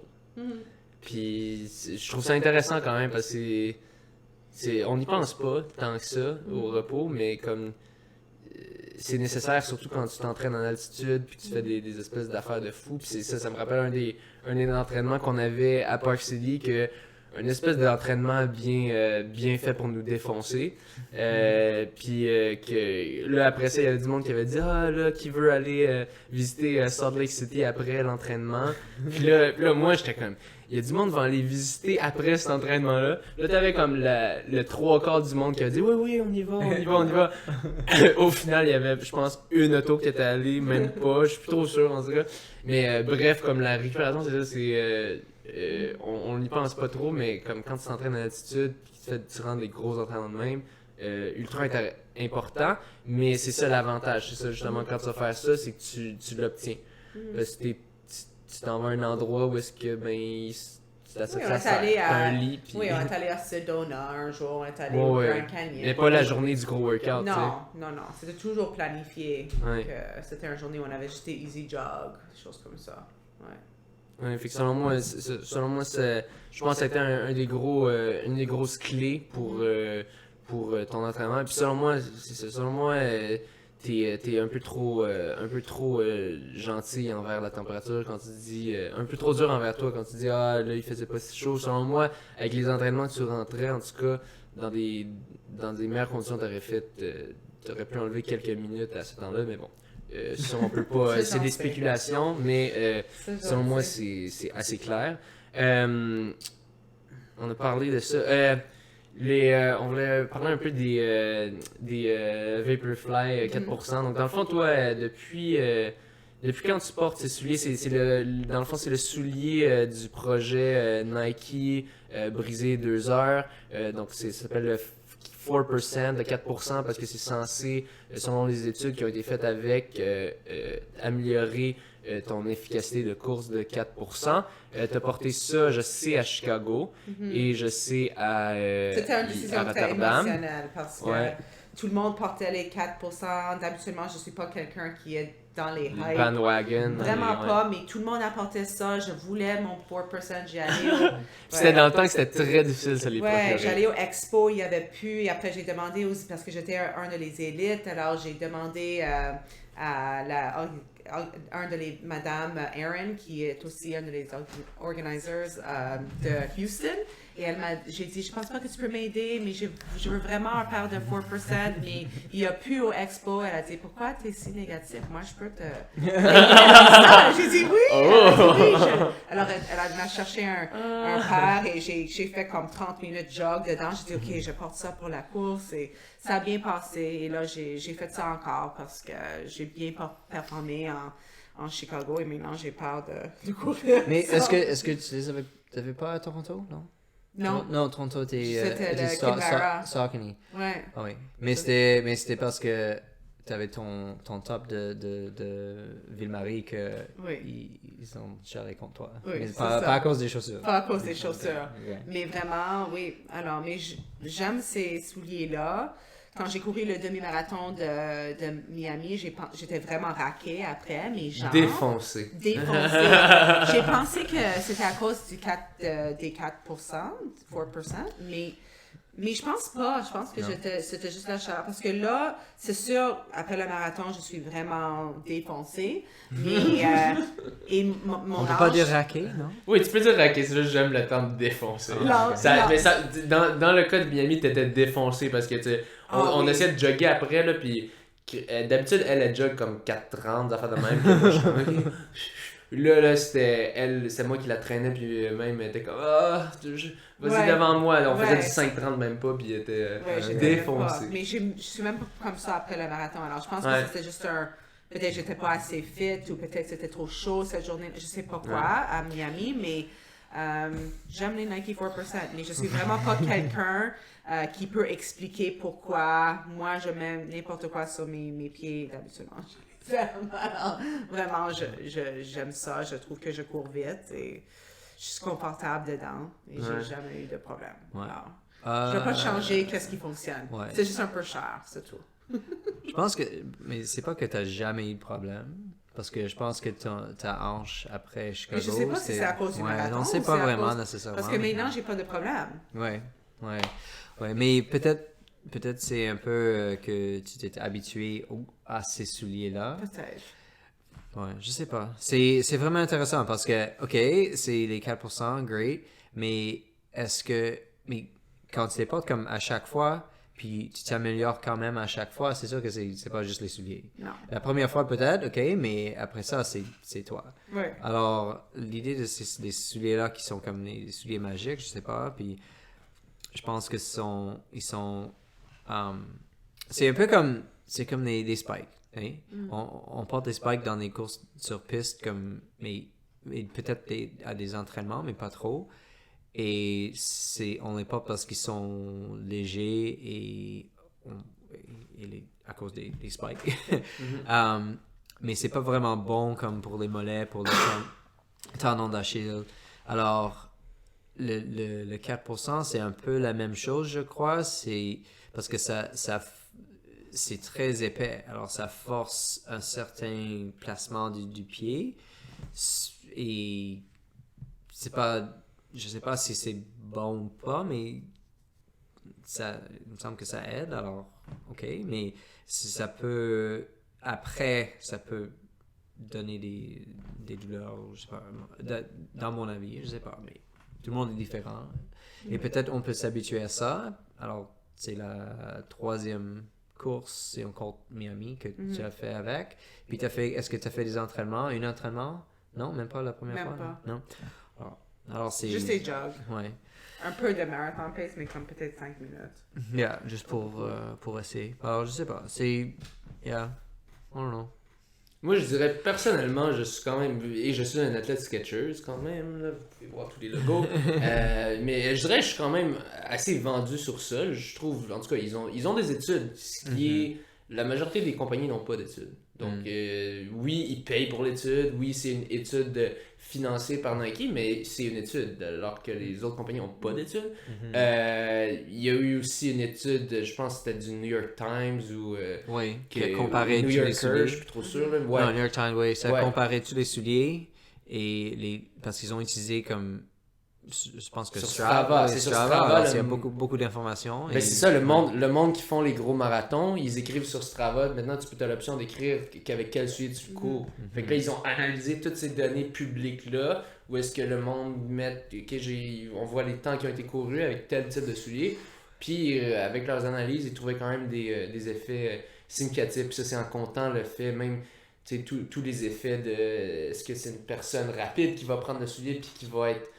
la personne est déjà rapide, mais en tout cas, apparemment, en prenant en compte tout ce qu'on pense on pense qu'on est plus intelligent, puis qu'en fait, non, c'est un faux effet, mais non, ils sont intelligents, puis ils ont checké, puis apparemment, il y a un effet. C'est ça, c'est une corrélation, c'est pas nécessairement causation, mais c'est déjà 100 fois plus que n'importe quel autre soulier. Mais moi, par contre, là, Skechers, ils ont sorti le soulier, pardon? Speed Racer? C'est les Razor 3, donc ils ont une espèce de forme spéciale qui est un peu similaire, apparemment très, très pop, comme un bon rebondissement. Donc moi j'ai fait ça avec ça. À Montréal, j'avais une version un peu plus prototype du Speed, qui est comme un zèbre un peu. Dans ce cas-ci, je pense pas que je blâme ma contre-performance marathon sur le soulier. Je pense que c'est clair, c'est l'entraînement. Le fait de ma blessure à mon trail, c'est le fait que j'ai le pied gauche un peu plus gros que le pied droit. Donc prochainement, je vais sûrement me prendre un 9.5 puis un 9. Comme ça, je vais avoir... Ouais, c'est dans la famille. Oui, it's in the genes. Mais bref, c'est ça, je dirais que je suis quand même... même si je suis un athlète Skechers, il faut donner à César ce qui va à César. Je vais pas porter leurs souliers du moins tant que je suis avec Skechers ou... si jamais je suis vraiment fâché, peut-être un moment donné... Non, en tout cas, bref, c'est ça avec ces spéculations qui pourraient me coûter un sponsor. Mais ça, la ligne de départ, c'est toutes les Nike 4%. Alors, moi, je voulais juste je voulais juste courir avec les mêmes souliers que ma compétition. Et c'est ça. Et mais c'est ça, c'est rendu intimidant parce que tu regardes toutes les courses, c'est tout du orange fluo sur le départ des Nike 4%. Là. C'est un peu plat, tu sens comme t'es un... un reject sinon. Ouais, là. mais j'ai dit ok. Ou sinon tu sens que t'es un autre dans le bandwagon. Une groupie, là, ouais. C'est correct. I wanna run fast. Ouais, mais c'est comme les joueurs de hockey, ils vont pas comme... Il n'y a pas des joueurs de hockey qui disent moi, je vais utiliser un bâton en bois parce que c'est comme plus traditionnel. Mais non, tu utilises le carbon fiber parce que ça a plus de réaction. Mais ça, c'est clair. Ça, c'est clair. Les souliers, encore. Mais, en tout cas, il semble avoir des développements. On va aller avec un des derniers sujets. Puis si on a d'autres qui pop-up, on peut aller là. Mais c'est ça, c'est les hauts et les bas de la course. T'as eu une coupe de hauts, on va se le dire quand même. C'était pas un super haut là, comme tu disais, parce que t'aurais voulu faire un peu plus vite. Ça a été quoi, mettons, je vais te dire d'abord moi, parce que là, en ce moment je suis en train d'essayer de parler de moi, mais subtilement, mais je vais parler de moi, puis après ça tu me diras si tu as eu des expériences similaires. Là, ce que j'ai trouvé dur cette fois-ci, c'est avec le marathon, un marathon de printemps comme tu disais. JS, qui Jacques Sylvain Lecointre dans le club, il m'avait dit moi, là, fini les marathons de printemps, le build-up en hiver, dans l'hiver de Montréal, pas capable. Puis là, tu sais, moi, j'étais comme, je vais faire le marathon de Rotterdam, je vais voir c'est quoi. Puis là, on a eu comme le pire hiver, fait que là, c'est sûr, peut-être j'aurais fait mieux un autre hiver, mais dans tous les cas, c'est sûr, c'est un peu de l'enfer. Puis, c'est ça, c'est le fait, l'entraînement de marathon, ce qui est dur, tu t'entraînes 5, 10, 15... 21, demi, là, tu peux faire plusieurs courses. Mais là, quand tu t'entraînes marathon, t'as comme un 6 mois d'avance, tu vas juste faire ça. Là, tu t'en vas vers ça. Tous tes entraînements que tu fais, c'est pour ça. Là, tu fais un demi-marathon de préparation. Miami dans nos cas. Tu te rends là, tu te déplaces là. Là, tu te dis, ok... il va faire vraiment trop chaud, tu vois les conditions, mais je vais essayer de faire un peu de cash, tu sais, je vais essayer de finir dans le top. Puis là, tu te fais défoncer par la température. Mais au moins, tu t'es pas battu par Mel ce jour-là. Ouais, au moins Mel m'a pas dépassé. Ça, c'est vrai, ça, c'est de voir les silver linings, le positif dans le négatif. Oui, en effet, dans cette course-là, je m'étais pas fait rattraper par Mel.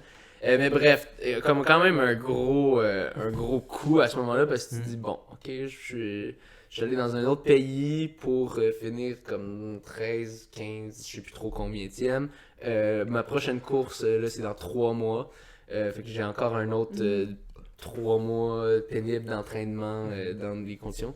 Et là, tu continues, tu te dis, ben là, je vais me rattraper, Rotterdam, je vais me rattraper. It's gonna be redemption time. Puis là, c'est l'enfer, l'entraînement. Puis là, glisse à la glace, pète le genou. Là, après ça, tu cours sur le Mont-Royal. Là, j'ai mal au tendon dans mon pied. Là, plein de niaiseries de même. Un mois que l'entraînement Attends, va il faut prendre ton guitare parce que tu joues une chanson. Là. Ouais, c'est ça, je vais faire une chanson. Le pauvre Jarry. Ouais, c'est ça, la chanson du pauvre Jarry. Et là, c'est ça. Et là, on arrive au marathon. Et là, ça arrive. Et là, c'est comme j'ai jamais eu un aussi gros bas, je dirais. Parce que c'est comme, tu sais, t'as pas fait... Tu sais, d'habitude, t'as comme des bonnes courses, des mauvaises courses. Des bonnes courses, des mauvaises courses. Mais là, t'as juste 2 courses, puis dont une qui est vraiment importante. Puis là, échec total. Puis là, c'est comme... Genre, tu te demandes un peu... Tu perds un peu ton identité, parce que, tu sais, mon identité, c'est quand même... Comme tout tourne autour de la course, un peu. Puis là, je suis comme... Ok, là, comme je fais quoi, je suis quoi, tu sais. Fait que comment je peux te poser ça en question, c'est as-tu déjà eu au courant de ta carrière des bas similaires, comme que tu te remets en question un peu, tu te dis pourquoi tu fais ça, parce que comme après le marathon, j'ai comme fait ok, je fais plus de marathon avant un bon bout. Donc, mais oui, bref. Oui, il y avait des courses où c'est sûr, j'ai pas bien performé, où je voulais mieux performer, mais jamais au point que I question, comme j'ai questionné mon identité comme coureur, parce que pour moi, comme John m'a demandé cette question, comme comment est-ce que tu balances failure et ton passion avec le risque de failure, de faillite, d'échec. Et j'ai dit, moi, je pense pas comme c'est un échec, c'est comme juste des mauvaises décisions.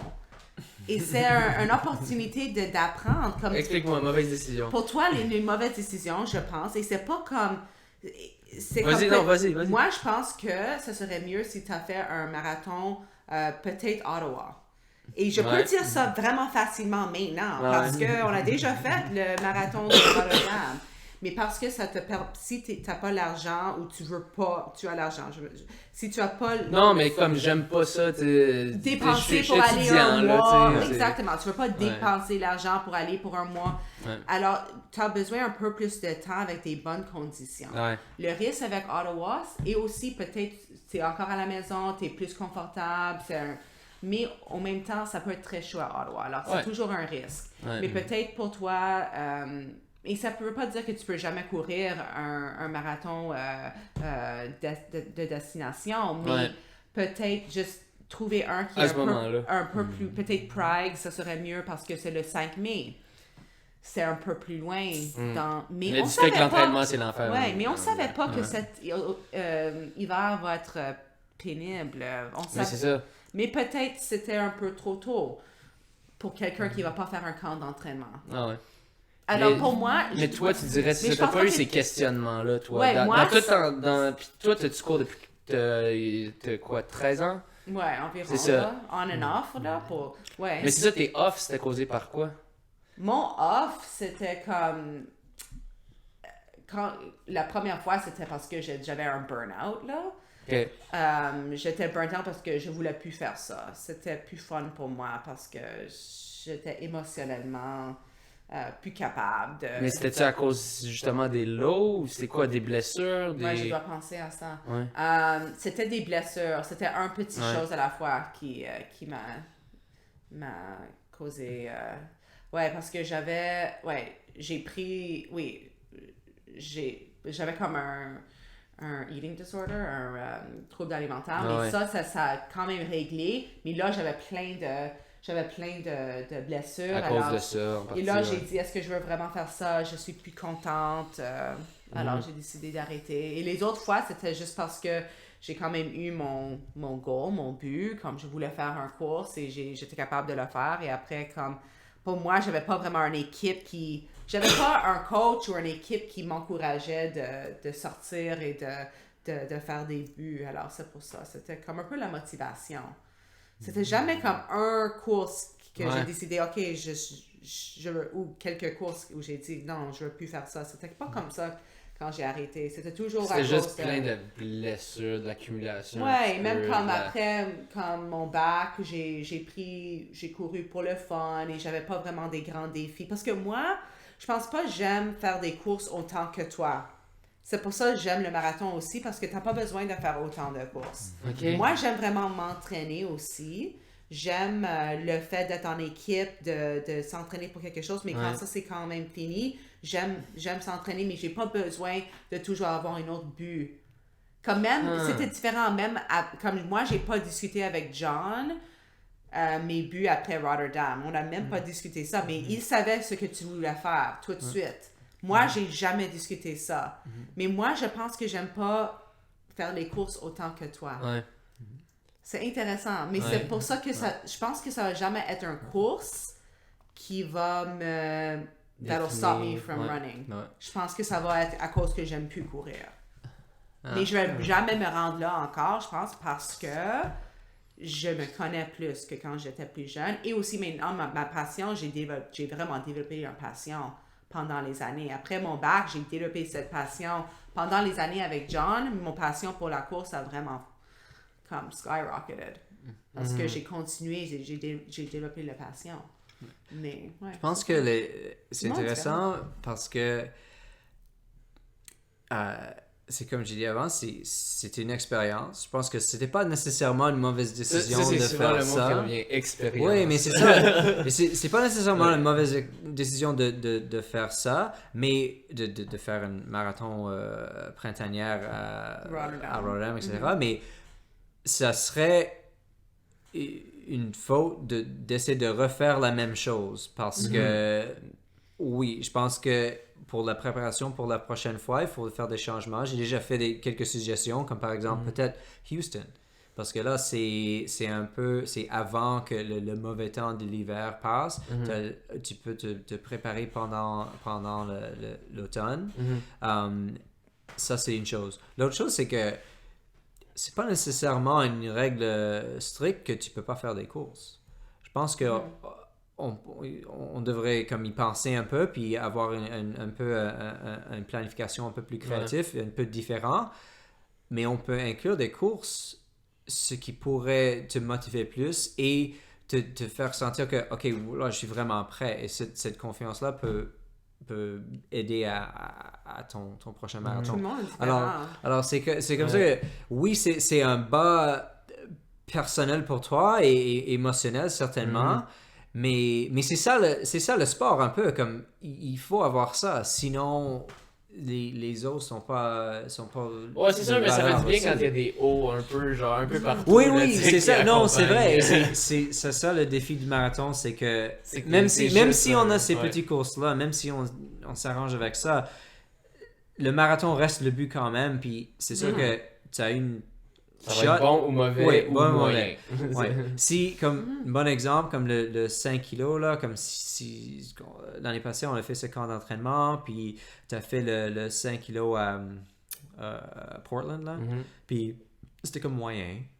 Puis tu as fait les 10 kilos à Guelph, puis c'était comme très moins que moyen. Ouais. Mais là, 2 semaines après, le 5 kilos à Québec, c'était vraiment excellent.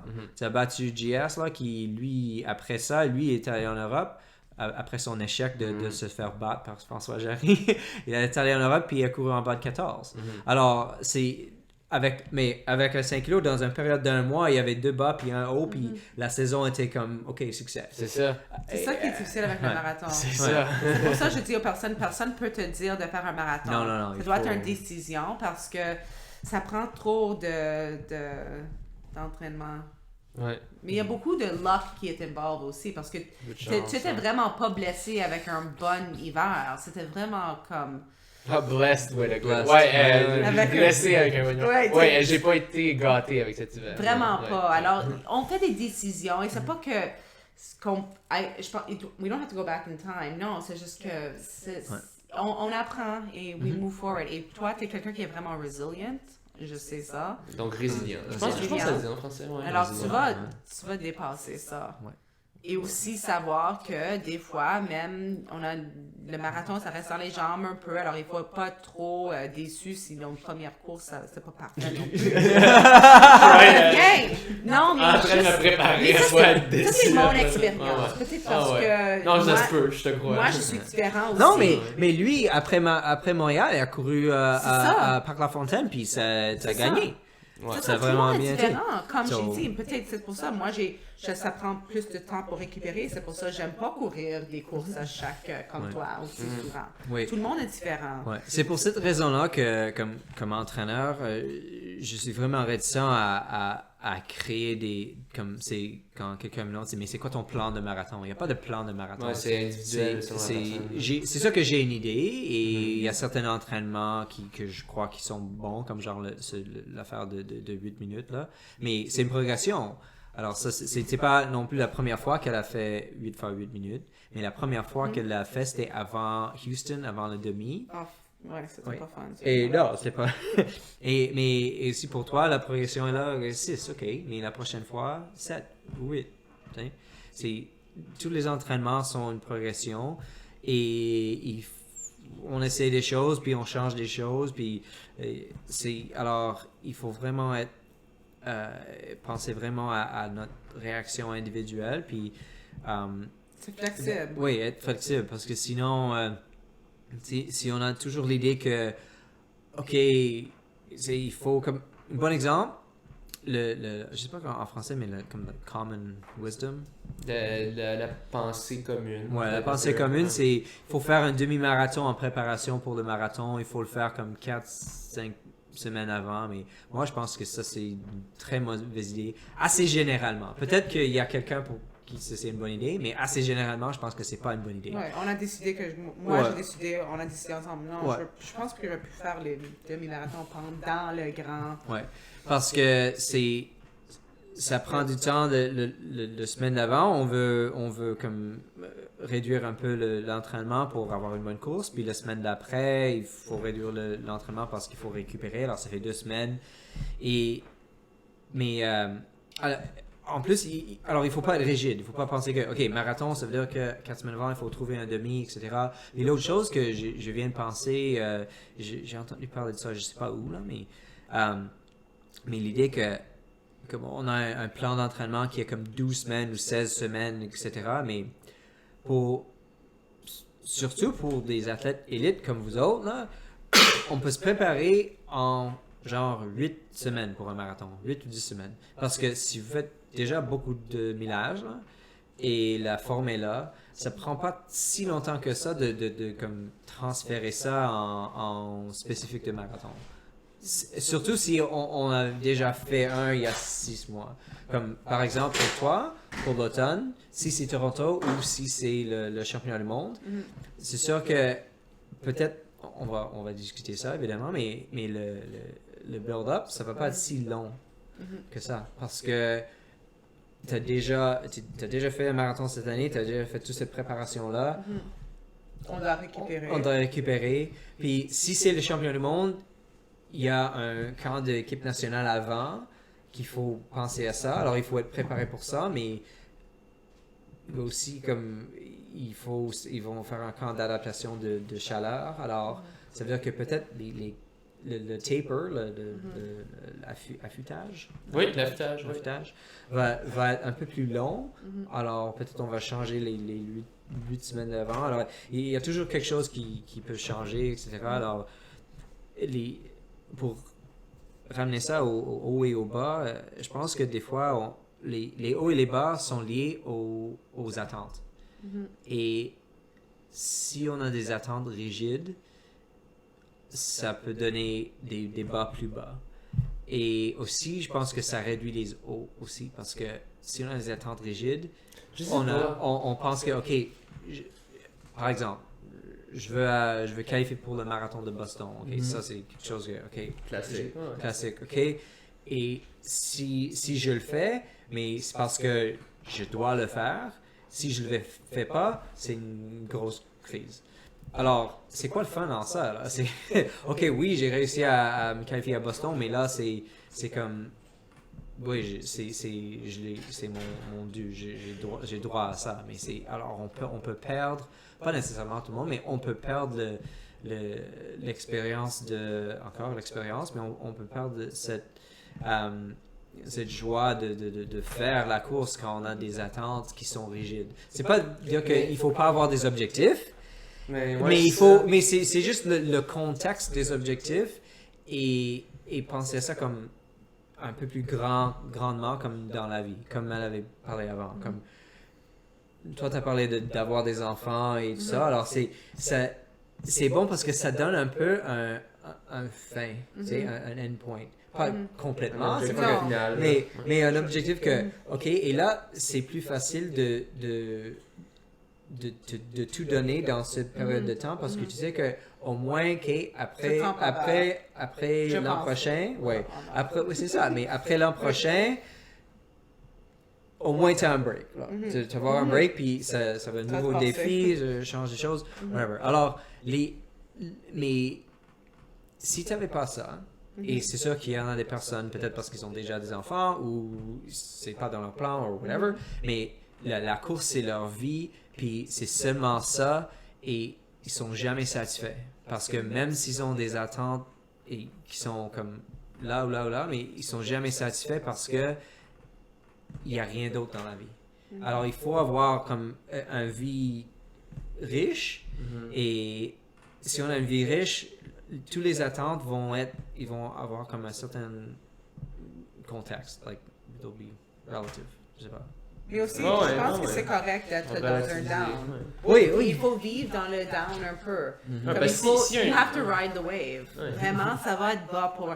Et même si tu as fait un bon marathon, comme j'ai dit, dans mes entraînements, pour un bon 2-3 mois après un marathon, je suis toujours dans les highs et les bas. Mais parce que des fois, je sens mal, des fois... Mais ça, c'est moi. Mais c'est comme, il faut juste toujours ride the wave et juste be in the down. You can be in the down now. C'est correct. Tu peux rester là et tu vas te sortir. Et juste continue à faire tout. C'est un bel endroit, ça. Ouais, non, mais juste vivre là un peu, c'est correct. Parce que il faut, et tu vas sortir de ça et continuer à... Éventuellement, tu vas recommencer des entraînements, graduellement. Tu sors avec l'équipe déjà, tu fais tes sorties, t'es plus malade, t'as plus de rhume. Alors, tu vas sortir.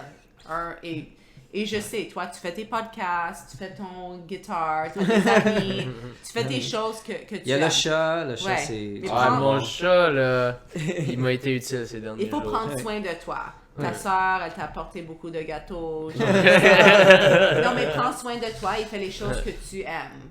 Like, take care of yourself, love yourself. Et live in the down for a bit, mais ça va... Non, c'est sûr, ce que vous dites, c'est vrai, c'est important de pas, tu sais, quand la course prend toute ta vie, tu sais. Mais c'est ça qui est dur, je trouve. C'est quand tu t'es connu pour ça, les amis, quand ça fait longtemps que je les ai vus, ils disent je te vois toujours en train de courir, puis là on jase de course. Puis tu sais, parce que c'est ça qu'il y a de quoi à jaser, parce que c'est un peu ça comme comment le monde m'identifie un peu, c'est le gars qui court des marathons, ou qui court des courses. Fait que c'est comme tu veux pas, tu t'identifies à ça, fait que là ça devient dur. Puis du fait que surtout en entraînement de marathon, quand tu fais du gros millage, tu peux pas te permettre de faire beaucoup d'activités. Moi, ce que je trouve dur, c'est ça, c'est souvent je vais faire des niaiseries, je vais faire du archery tag, je vais faire des archery tag. Ah, c'est fun, c'est fun là.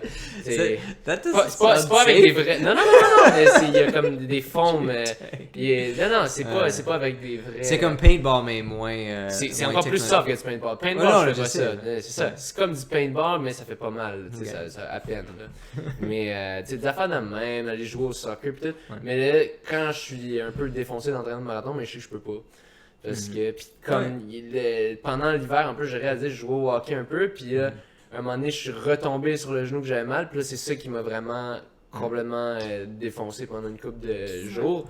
Fait que, tu sais, je suis comme moi, mais je peux pas non plus jouer au hockey, mais là, je jouais au hockey parce que j'étais un peu tanné de cet entraînement de merde, mais là, fait que, tu sais, c'est ça qui est tough vraiment quand tu fais un sport à un gros niveau, c'est que tout tourne autour de ça.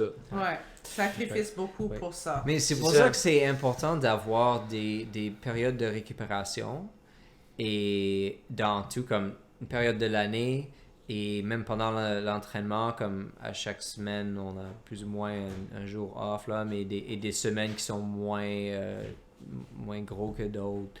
Et toujours, il faut avoir comme tu dis, c'est comme une vague là, il faut juste comme Live it through. Ouais. J'ai une drôle d'histoire. Ma femme, quand on s'est rencontrés, elle m'a dit que elle avait comme dans sa vie une drôle d'équilibre. C'était que elle a jamais pu avoir dans 3 domaines une période où il n'y a pas un problème dans les 3. Les 3 domaines, c'était l'informatique, son job, puis sa vie romantique. Alors, quand elle avait une bonne job, puis une bonne vie romantique, tous ces ordinateurs crashaient.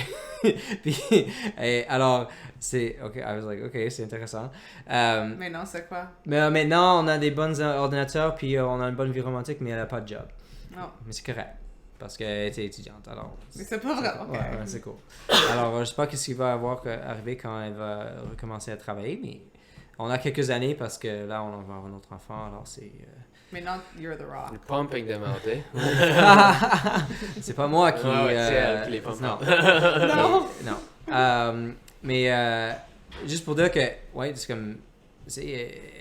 elle se rendait compte que il y avait des certains équilibres dans la vie, puis elle s'attendait... Je pense que c'était comme la façon pour dire qu'elle s'attendait pas à que tout soit parfait. Toujours. Ouais, il y a toujours quelque chose. Et c'est correct. Et il faut savoir c'est quoi qui est important et ne pas laisser ça. Et, alors, c'est un peu ça. Ouais. Alors, sors avec les amis, bois ton famille, étudie, Ah, on n'a pas pour lire ça. des là, livres, ce fais des week-end. podcasts. Ouais. Oui, on a besoin Tu de vas plus s'en de sortir. podcasts. Là. Ouais, là, j'ai slacké ces derniers temps. Mais bon, c'était la maladie.